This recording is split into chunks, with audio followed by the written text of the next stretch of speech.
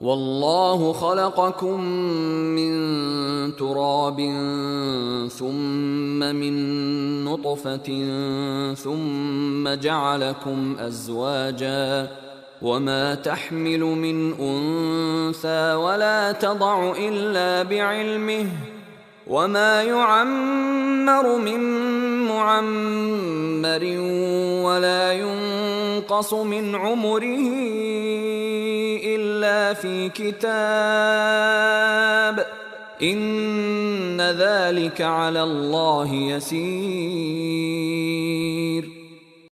لوگو، اللہ نے تمہیں مٹی سے پھر نطفے سے پیدا کیا ہے، پھر تمہیں جوڑے جوڑے بنا دیا ہے۔ عورتوں کا حاملہ ہونا اور بچوں کا تولد ہونا سب اس کے علم ہی سے ہے، اور جو بڑی عمر والا عمر دیا جائے اور جس کسی کی عمر گھٹے وہ سب کتاب میں لکھا ہوا ہے۔ اللہ پر یہ بات بالکل آسان ہے۔ And Allah created you from dust, then from a sperm-drop, then He made you mates. And no female conceives, nor does she give birth except with His knowledge.